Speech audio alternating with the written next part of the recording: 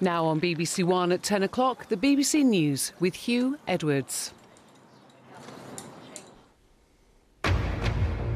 Tonight at 10, violence and chaos in the heart of Washington, D.C. as President Trump's supporters stormed the U.S. Capitol building. They clashed with police who were heavily outnumbered and said they were demanding that members of Congress refuse to approve the result of the presidential election. Inside, while U.S. lawmakers took cover, there was an armed standoff with protesters inside the Senate chamber, prompting this response from the president-elect. I am genuinely shocked and saddened that our nation, so long the beacon of light and hope for democracy, has come to such a dark moment. As senior Republicans and Democrats called for an immediate end to the protests, the president finally appeared with this message. This was a fraudulent election, but we can't play into the hands of these people. We have to have peace. So go home. Well, Donald Trump may say that now, but I spoke to several of the people who stormed the building behind me who say it was his words and actions of recent days that inspired them to do that. We'll have more on the chaos in Washington, just 2 weeks ahead of Joe Biden's inauguration. Also tonight, a special report from inside the intensive care unit of a leading London hospital where the COVID crisis has brought the system to breaking point. People asking for your help, you just don't know who to help first. The patients are losing their lives at a dramatic speed. We're not just getting old people, this is young people. It's confirmed that GCSEs and A-level exams will be cancelled this year in England and in Northern Ireland. And the lockdown restrictions for England came into force at midnight, making it illegal to leave home without good reason. And coming up in the sport on BBC News, it was a lively start to the EFL Cup semi-final between Manchester United and Manchester City. We'll tell you who's joined Tottenham in the final.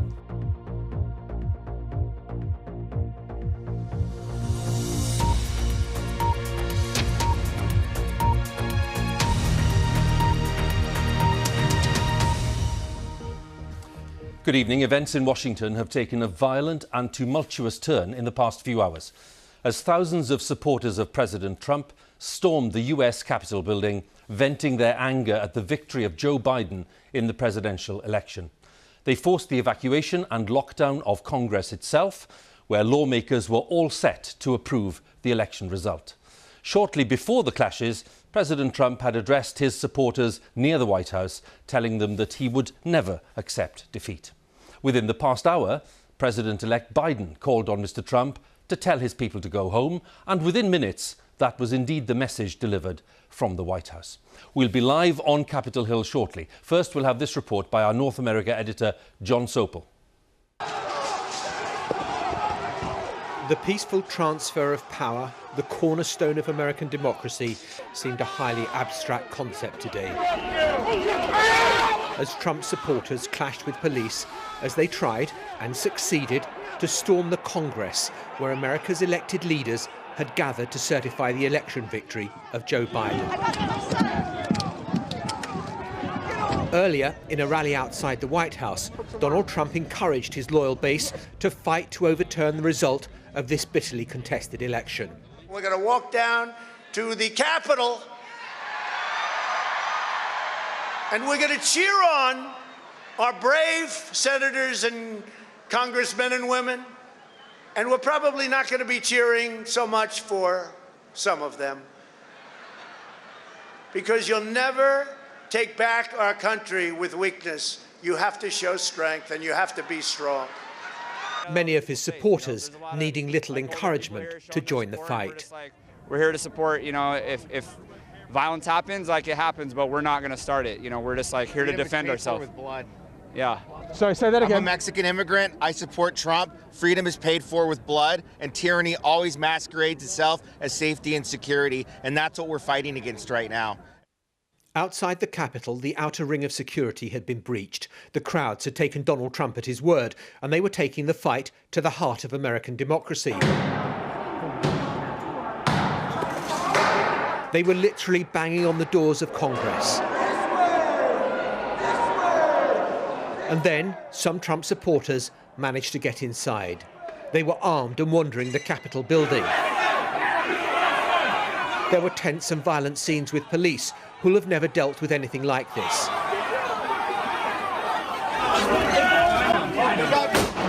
These pictures appear to show a woman protester being shot inside the Capitol building. A stretcher was sent in. She was later given CPR.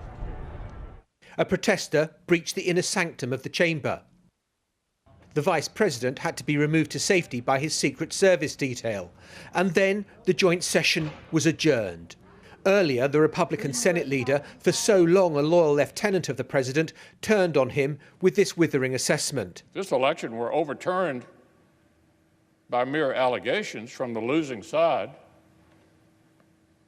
our democracy would enter a death spiral.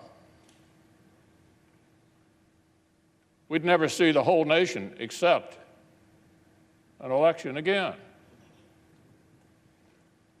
Every 4 years would be a scramble for power at any cost.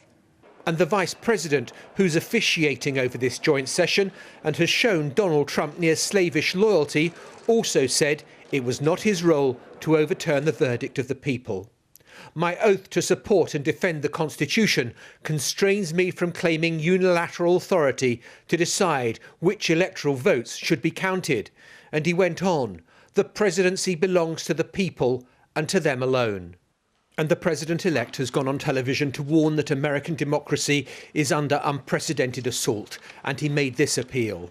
I call on President Trump to go on national television now to fulfill his oath and defend the Constitution and demand an end to this siege, to storm the Capitol, to smash windows, to occupy offices, the floor of the United States Senate, rummaging through desks, on the Capitol, on the House of Representatives, threatening the safety of duly elected officials. It's not protest, it's insurrection.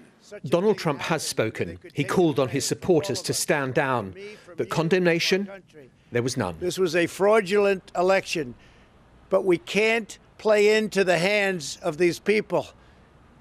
We have to have peace. So go home. We love you. You're very special. The chamber has emptied, democracy put on hold. Outside, they were scaling the ramparts, the mob for the moment in charge, believing they have the right to overthrow the will of the people. Tonight, the shining city on the hill, as America likes to describe itself, feels as though the light of democracy is flickering dangerously. John Sopel, BBC News, Washington. John's report there. We'll be talking to him in a short while, but these are the images now in Washington, D.C. tonight. The president's message has been delivered. He's told people to go home. Some people have, but as we can see, there are plenty of people still around the Capitol Hill, still wanting to make their protests heard, still wanting to urge members of Congress not to ratify the election result. That's despite, by the way, Republican leaders on Capitol Hill saying that this protest is wrong. So those are the live images. What I'd like to do now is bring in two colleagues, one of them who's outside Capitol Hill there, Ali Makboul, and one inside who's Lebo Diseko. We'll come to Lebo in a second. But Ali, first of all, could you bring us up to date? What's happening there, and have the police drafted in more help by now? Well, there was a lull for an hour or so. There were hundreds of protesters all the way up the steps of the building on every side, right up to the doors of the Capitol. As I say, there was a lull. Just as you were watching that report, in the last few minutes, the police finally started to use sound bombs and some form of tear gas, and you might be able to make out that they've cleared one level of the steps outside the Capitol building. Still lots of people still here. I was trying to get a sense through speaking to several of the people who stormed the building earlier whether this was something that was planned, and actually they said they were inspired by the words of the president who spoke earlier in the day to take back their country, and so they marched down here, but they saw that there was so little security. They said they felt it was easy to overwhelm that security, and they found themselves inside the building. They started knocking knocking on doors. They entered into the chamber, but they said it hadn't been the plan, but they said they will continue to make their presence felt until the election result, they say, is overturned in a bid to do what the man they follow is telling them to do, which is to take back their country. This is what they translate that to be. Aline, thank you very much. And still the action ongoing, as Aline was telling us there, and we're still hearing it in the background. Let's go inside the building, and Lebo is there for us. You've been there all the while, Lebo, and I'm just wondering what you made of the scenes we saw earlier on, and what's going on there right now. I can see that you've gone to a quieter area for the moment, but what's going on? Well, Hugh, we've been on lockdown here in these Capitol buildings for almost 4 hours now. Many of the people that I'm with actually work in these buildings. They work in the House of Representatives. I was speaking to a couple of women who have been watching these scenes playing out on the TV. They actually work here, saying to me that they were shocked at the level of disrespect for the democratic institutions of this country. Seeing people with their feet up on the table of members of the House's desks. They're not even allowed to touch the desks on the floor. They saw them strewn around and treated with utmost disrespect, they said. I also spoke to a gentleman who works for a member of the House of Representatives. I asked him how he felt that now that Donald Trump has told his supporters to go home, he said it's too little, too late. He called this an assault on the democratic institutions of this country. So, I mean, the general feeling here has gone from palpable shock to stunned disbelief, really, Hugh. Lebo, many thanks once again, and for the latest there on the scene for us inside the Capitol. In another part of DC, Washington DC, we have John Sopel, our North America editor, whose report we saw earlier on. John, can we start first of all with the real significance of the scenes that we've been witnessing today in Washington, D.C. It was insurrection, according to Joe Biden. What else have people been telling you? I think people are stunned, shocked, amazed. Clearly, the security services have got some pretty tough questions to answer about why they weren't readier for what happened and what unfolded. And I think there is just this palpable sense of disbelief that America, which likes to lecture the rest of the world on how to be a good democratic society, is seeing its own shining beacon kind of looking rather tattered by what has unfolded today. And I think the politicians have got to ask themselves some pretty tough questions about whether they have contributed to this. Donald Trump saying, on the one hand, look, we love you, to the protesters, you're very special, but saying they've got to obey law and order. Well, Donald Trump at the same time is saying, no, we're not going to obey the laws that have been litigated. This has been to the courts 62 times, and they have found no evidence of fraud in this election. It's 2 weeks just about to Inauguration Day, John, and that's the time clearly when Donald Trump is leaving office. Against his will, we know, but leaving office at that point. When he told his protesters in that clip we saw earlier to go home, would that for you be the moment where he kind of signalled that he knew that this protest is up? Well, that is what I think is the central contradiction of the Donald Trump message, which is you can't say we believe in law and order and we're asking you to fight and stay strong, which is what he said in his speech outside the White House earlier on today to all those supporters. And I was very struck by just how totally 100% those tens of thousands of people believe that the election was stolen, that Joe Biden is a Chinese puppet of the Communist Party, that the fraud has gone on a massive scale. These people have been told that, fed that on a diet for weeks. Now telling them to go home may be a little bit late in the day for that sort of change in behaviour. John, we'll have another word in a short while. Thank you very much. John Sopel there, our North America editor, with the latest in Washington. And of course, we will be keeping you updated. We'll bring you all the latest from Washington a little later in the programme. Now, the number of patients being treated for COVID in hospitals across the UK is above 30,000. And more than 1,000 deaths have been reported for the latest 24-hour period. That's the highest since last April. The London area is at the centre of the crisis as we speak, and our medical editor Fergus Walsh has been allowed to film inside the intensive care unit at London's University College Hospital. It is one of the city's busiest. The extended report, filmed by Adam Walker and produced by Noel Titheridge, will shock and upset many viewers. Intensive care is under pressure like never before. After Christmas, it just sort of hit me. I've seen a couple of people within the short time that I spent in a hospital, they didn't make it.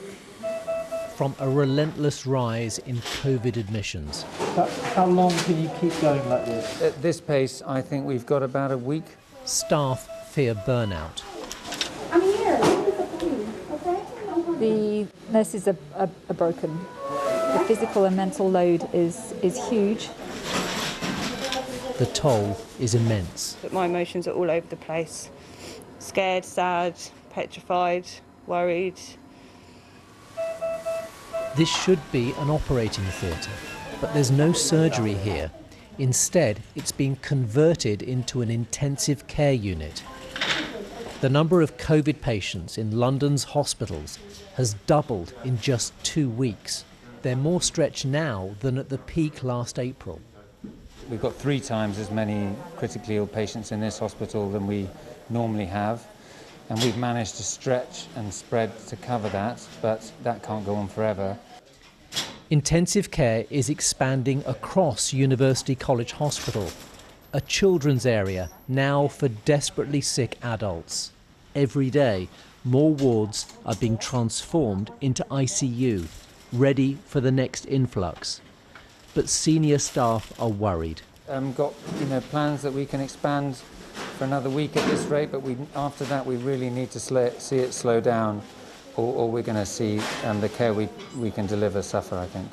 We'd be running so thin on staff that you just physically couldn't look after critically ill patients. 1, 2, 3, 4, 5, 6. It would be ideal if we had one more class. The ventilated patients are turned twice a day.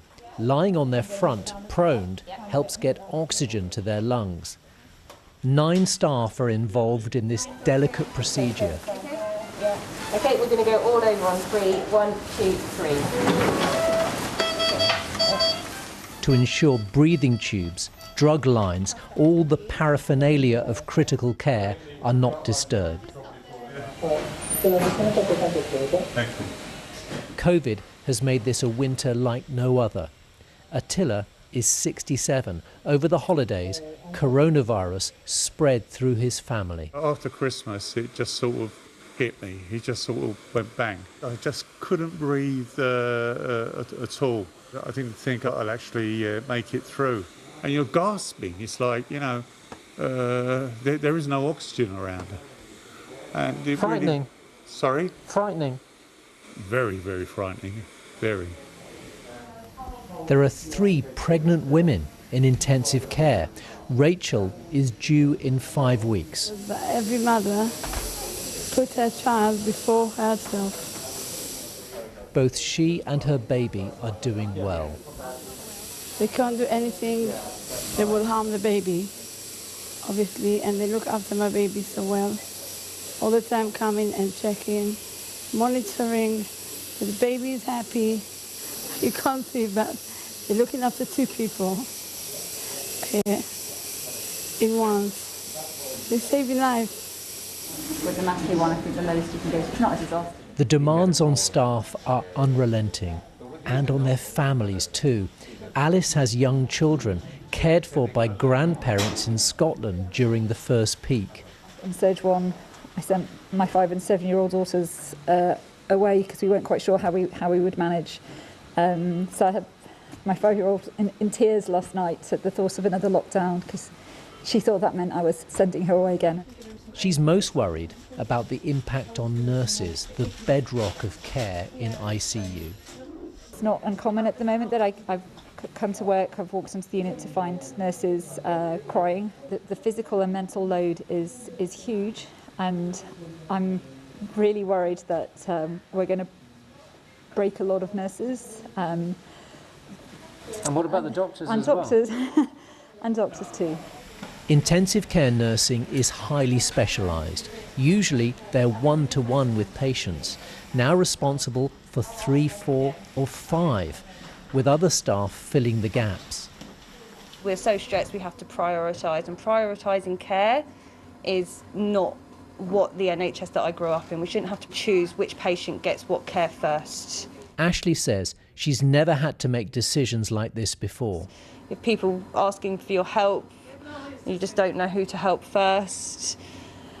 The patients are losing their lives at a dramatic speed. We're not just getting old people, this is young people that we're getting, people my age. That's okay. I've reported from here several times during the pandemic, and I'm always struck by the professionalism and dedication of staff. But this is a system under strain like never before. The warning signs here couldn't be clearer. The NHS is now on the brink. Unless infection rates start to fall soon, then it could seriously impact patient care, and not just for those with COVID. So these are really serious consequences, and if we get to that point, we can't offer anyone ITU, not just COVID patients, but anyone who has a traffic accident or a heart attack or a stroke or whatever it is. We just won't have any more capacity to take them in. For now, the Trust is coping. Cancer operations are continuing, though most non-urgent surgery is cancelled. All of a sudden, out of the blue, just COVID just like knocked on my door, and there you go. Hello, gents. Yeah, I'm just pleased that I'm still alive now. Gerald is awaiting chemotherapy for lung cancer and had been shielding, but still caught coronavirus. Okay. All right then, Dad. Love you lots. All right, love you. Love you. He just wants to get home to his daughters. When you've got young ones behind, that's your worry. Because you fight for your life is for them, and you want to give them a life. The next few weeks could be the biggest challenge the NHS has faced in its history, and it will be its staff who will bear the brunt for all of us. And Fergus is with me. It's a rare glimpse of that you've shared with the viewers, Fergus, not for the first time, but I think it's fair to say that this was even more intense and even more harrowing than the last visit you made. Absolutely, it's worse, Hugh. Put simply, the staff there are used to dealing with a crisis, but they are exhausted, shell-shocked. I saw some in tears. Now, this is a UK-wide crisis. We now have 30,000 plus COVID patients in hospital across the UK. At the peak in April, it was 21,000. Now, the average age of those patients in intensive care is 60, but many are in their 20s, 30s or 40s. The images in that report, well, they are sobering, frightening even, but the NHS is urging people who are seriously ill with non-COVID conditions to come forward. No? So if you think you're having a heart attack or a stroke, or if you have a lump or a bump which may be cancerous, do seek medical help, because last time people didn't, and that cost lives.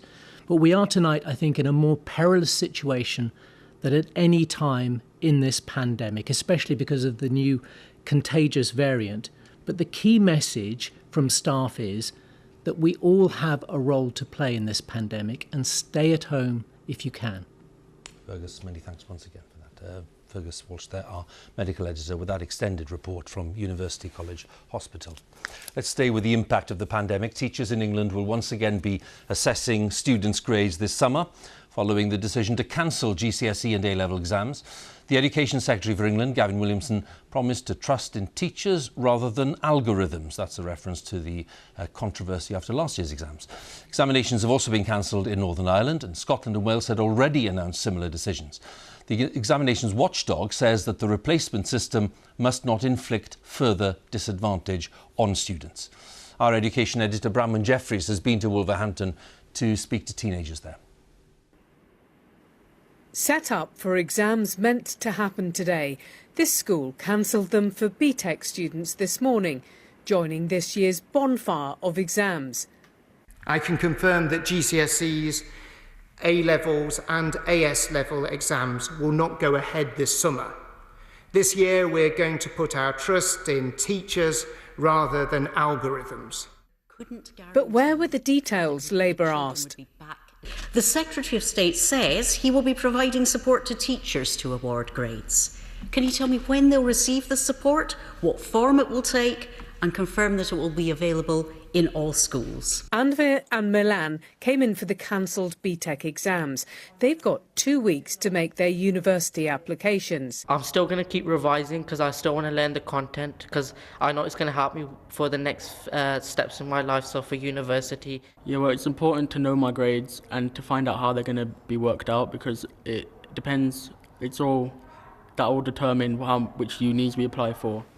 Abigail and Layla are worried that GCSE grades are fair.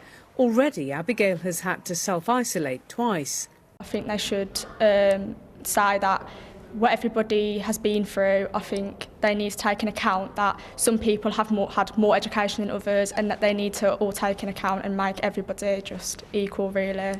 I just think they should take into account every single aspect that they can possibly find and try to even it out so everyone has equal results, I guess. Not equal, but as fair as it can possibly be. There's a long way to go between today's announcement and the kind of detail that schools really need, but also a long, hard road to travel with pupils and their parents to win back the trust so badly damaged by the chaos last year. You get consistent results. The man in charge of the plans is promising to listen. Schools will be consulted from next week, asked what should be included when teachers calculate a grade. You'll use lots of different ways of measuring that. You'll use tests, you'll use homework, you'll use mock exams, you'll use a teacher's observations based on classroom interactions. So all of those things need to be combined together. But after a year of disruption, schools have a lot less to go on. This year, the students who are doing their GCSEs and their A-levels have already missed out on a great deal of teaching throughout the lockdown. And we don't have the same wealth of data. Schools won't have the same number of mock exam and assessments to go on. Around the UK, exams are now cancelled. Northern Ireland made the decision today. Everyone hoping a better solution can be found this time. Bronwyn Jeffries, BBC News, Wolverhampton. House of Commons has approved the latest coronavirus restrictions for England, which came into force at midnight, making it illegal to leave home without good reason. Just 16 MPs voted against. All of the UK is now in lockdown, apart from some Scottish islands. Our Deputy Political Editor Vicky Young has more details.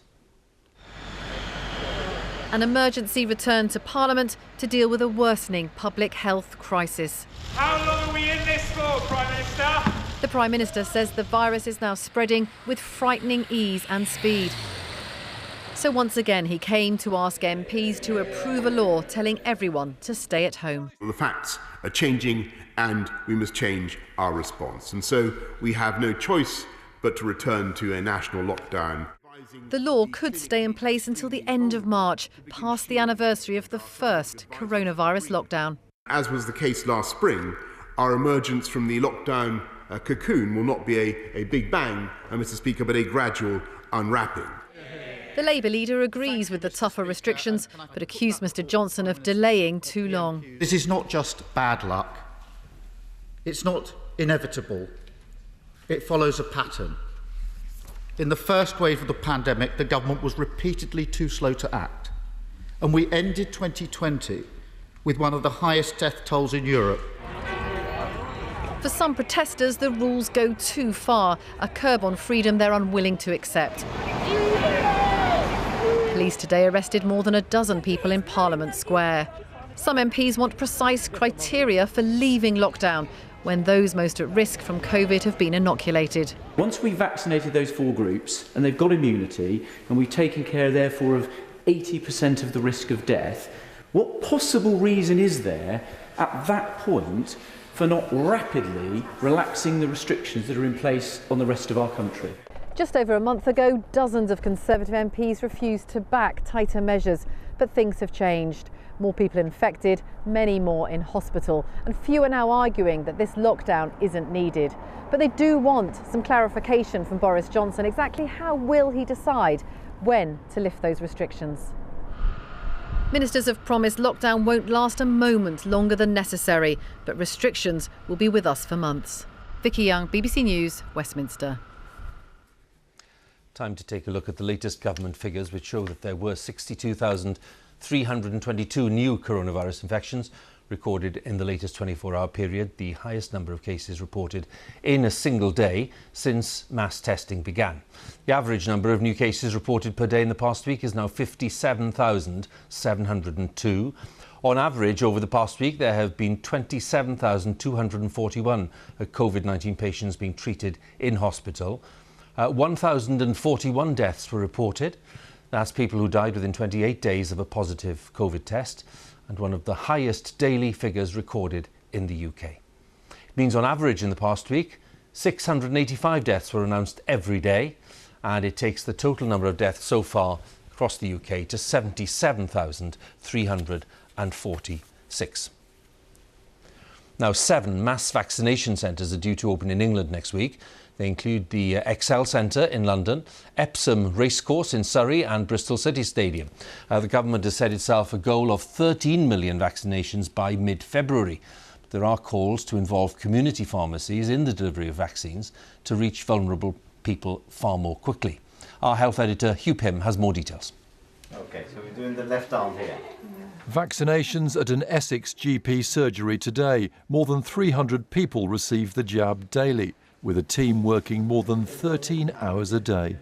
We're fortunate to have plenty of clinicians to do this work. And to be honest with you, this is the biggest piece of work we've done in our medical lives. It's the biggest rollout. 84-year-old Shafiqa Zaman had his jab today at the surgery. He's part of the Bangladeshi community, which has been hard hit by the virus. He knows people who are still scared about having the vaccine. And with his grandson Zahin, he wants to get the message across that everyone eligible should get vaccinated. I am happy. Take everybody injection. Nani, that's good for everyone. I think it's very important that people from the Bangladeshi community and other minority communities are aware of the importance of getting vaccinated, getting tested for corona. As well as GP-run hubs and hospitals doing jabs, big vaccination centres are being set up. One will be at London's Nightingale Hospital, where around 50 patients were treated during the first wave last spring. The beds and ventilators have now been moved to other hospitals. Pharmacies want to play a part, vaccinating at their high street locations, and they're disappointed not to be involved so far in the plans. I think there is a sense of frustration. They have the professional clinical competence in order to deliver vaccines safely. They do so for flu, millions every year, and they want to get involved. This is a national crisis, and they feel as though they want to play their part.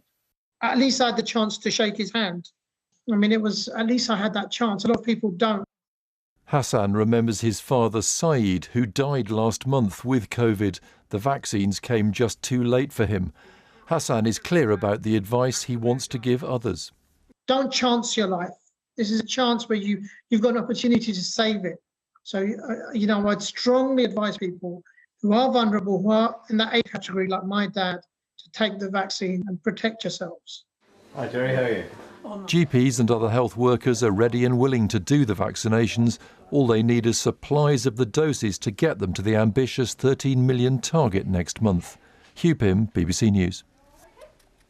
Some more of the day's news. Julian Assange will remain in a British jail despite a High Court ruling on Monday that the WikiLeaks founder can't be extradited to the USA because he presents a suicide risk. The United States is appealing against that decision. A judge today said there were substantial grounds to believe that Assange would abscond if he were to be granted bail. A former investment banker and chairman of the Royal Academy of Arts has been chosen to be the next chairman of the BBC. Richard Sharp will start in February. He worked at Goldman Sachs and more recently as an advisor to the Chancellor of the Exchequer, and in the past he has donated more than £400,000 to the Conservative Party. Tributes have been paid to the renowned chef and restaurateur Albert Roux. Along with his brother Michel, he opened the celebrated London restaurant Le Gavroche back in 1967. the first in Britain to earn 3 Michelin stars. He was considered to be one of the greatest ambassadors for French cuisine around the world. The British government says the UK will not turn its back on the people of Hong Kong and condemned the mass arrest of over 50 pro-democracy politicians and activists earlier this morning. The Foreign Secretary Dominic Raab described the arrests as a grievous attack on Hong Kong's rights and freedoms. Today's events follow months of protests against the imposition of a new security law. China has nonetheless defended the latest arrests, as our correspondent Danny Vincent reports now from Hong Kong.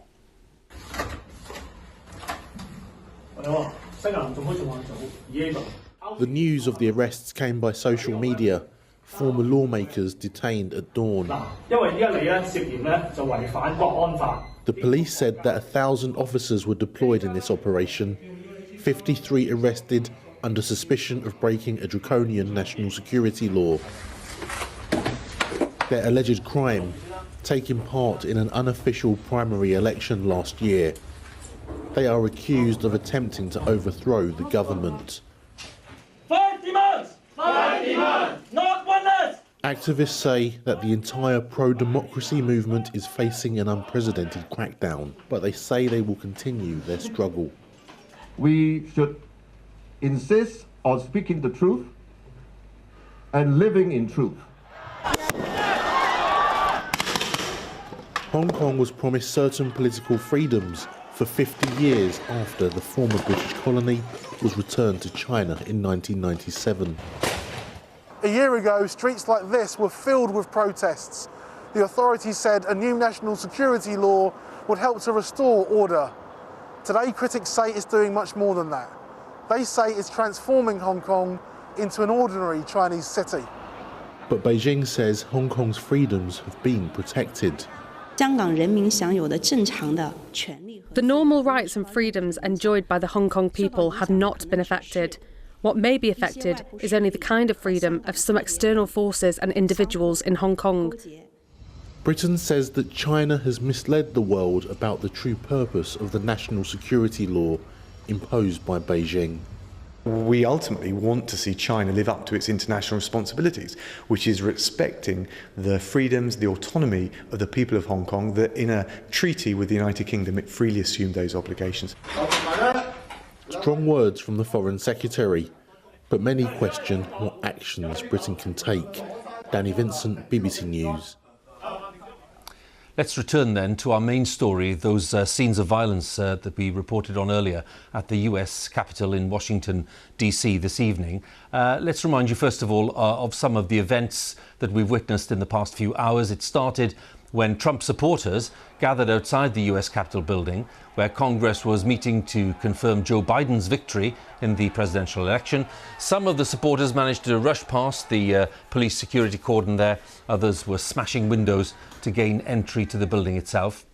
They then occupied the Capitol building, parts of it causing damage and ending the debate that was happening in Congress at that time. It was suspended and lockdown was imposed.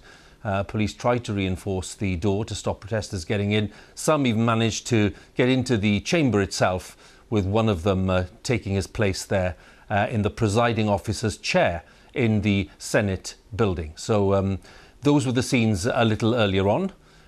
With that in mind then, and all of those events are still fresh in people's minds, let's go back to the US Capitol, and Ali Makboul, North America correspondent, is there. Ali, have things calmed down a little since you spoke to us a short while ago?